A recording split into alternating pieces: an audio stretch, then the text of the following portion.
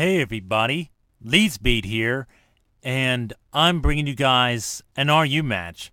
I guess this is technically the second one that I recorded. I actually changed teams after the first one, and this is the introduction of my first main team in the rarely used.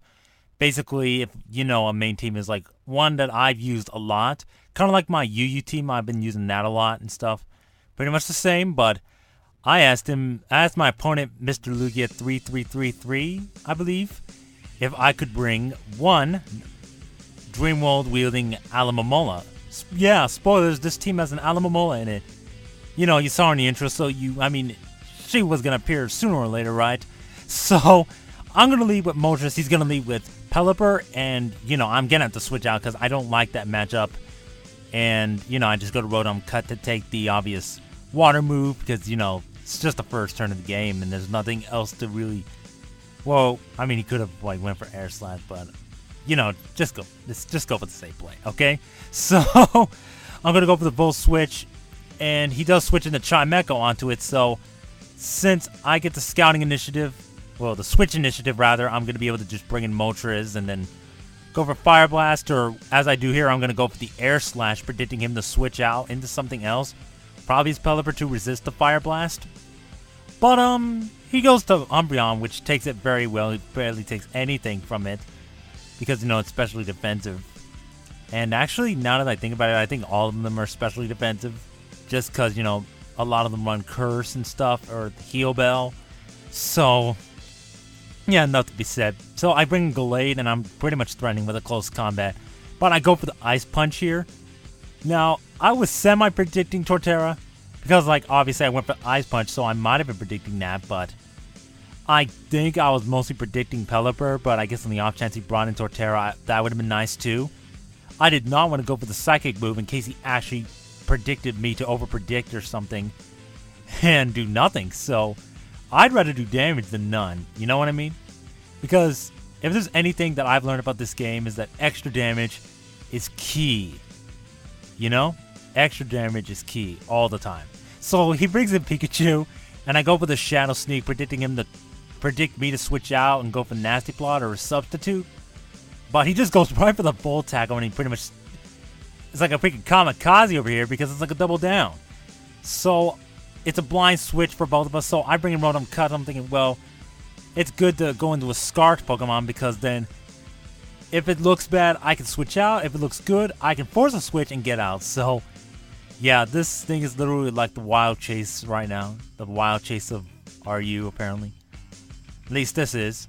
So I go to Rhyperior, and if you get the nickname, good for you. If you don't, you should probably be ashamed, but I don't know.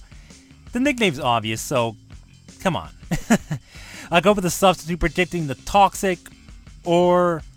just him to switch out or something. Either way, I would get a free Substitute, and he brings the Chimecho and goes for the Energy Ball, which is obviously going to break the sub because it's time for super effective.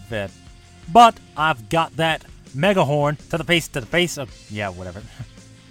Okay, is it annoying if people say to the face or something, I think this is the first time that I'm saying that. I don't know, but either way, I see him bringing in Glaceon, and you're probably going to be questioning why did I stay in and leave Rhyperior to die. I really did not want to switch anything into it, basically. Not even Alamomola, because her special defense isn't that great, and if I switch into one, there's a chance I can't live much. Heck, I might have gotten 2 KO'd if I'm unlucky, so I just brought in a safe switch because I know that he's going to switch out, and I do Toxic the Pelipper, which is nice, because, extra residual damage is always nice.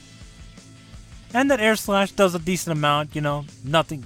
Well, I kind of expected it because of the low special defense that Alamomola has. But, the massive physical defense is pretty nice, so... it's physical walls. All day wall. All day wall. What? I sounded weird right there, but... Anyways, I went for the Toxic here, and I miss, and I kind of needed that to hit because Glaceon's kind of a pain in the ass right now, and getting extra residual damage would be nice, especially when I could technically kind of stall it out. But yeah, I take a huge chunk, but I don't quite die, which has kind of surprised me, but Then again, it's unstab. But that did a lot, so I'm thinking the thing's probably choice specs, and later on you're going to see that it's choice specs.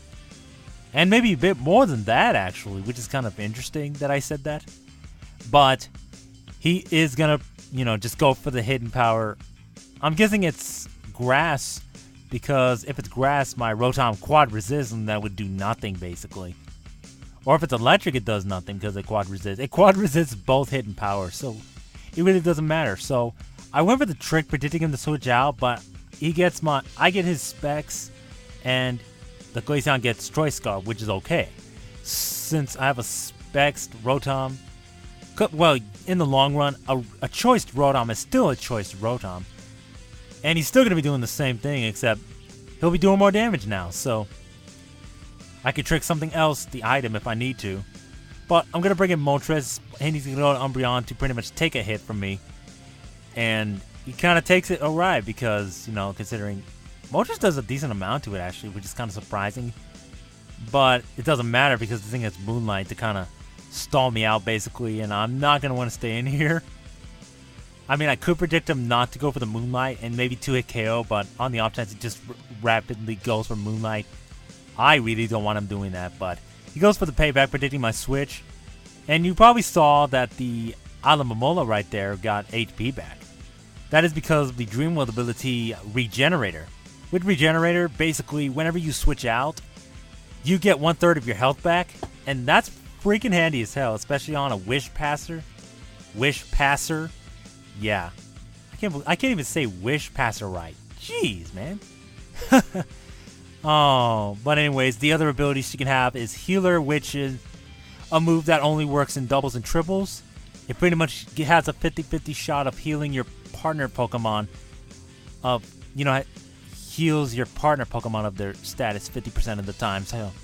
So that's pretty nice. And then the other ability is Hydration, which is pretty much, you know, just heal status problems in the rain, pretty much. So nothing new with that, but yeah, those abilities are pretty handy. But Regenerator is definitely going to be very handy, you know. But anyways, I went for Toxic, then I kind of stalled it out, I guess. Although eventually I'm gonna have to switch out, because I can't do anything to this Umbreon, but Umbreon can't do much to me either. But you know, the Toxic's gonna wear both of us out, so I am gonna have to switch out at some point, because if I stay in too long, then I might die to the Toxic, and then the extra damage is gonna be kind of annoying, to be honest. So I think this turn I'm gonna switch into Rotom Cut to maybe trick it, because it'd be kind of nice to do that, because I've been trying to do it this whole game. But he's gonna make a double switch as well into his Glaceon.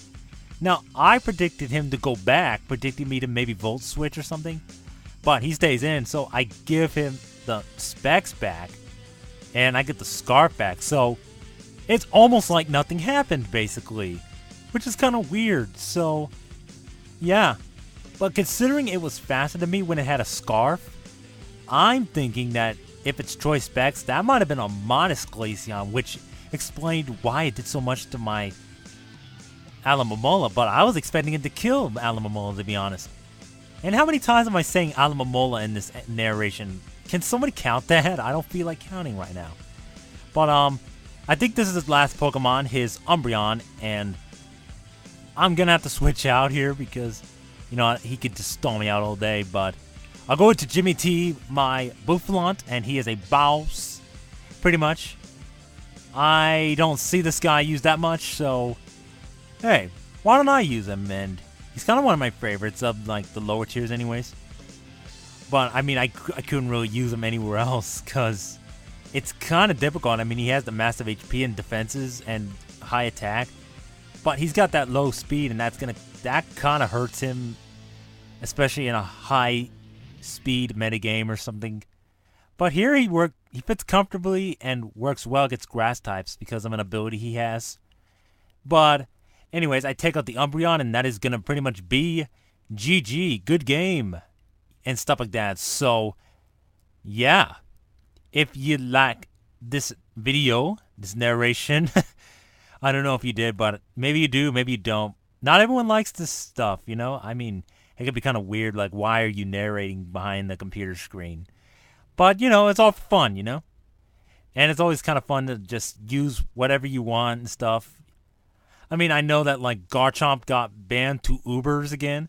And and I know some people were actually kind of pissed off at that because, I don't know. I guess they were thinking that Garchomp wasn't as big of a threat this generation as he was before, but I don't know. I mean, I'm going to use Chomp, but on a random Wi-Fi or something because, you know, I kind of regret not using him in an OU match. So, yeah, that's kind of unfortunate, but hey, what are you going to do? And, yeah, we should probably rematch again for, like, the millionth time, Mr. Lugia. So, yeah. I will see you guys in another video, so, Lead Speed, signing out. Peace.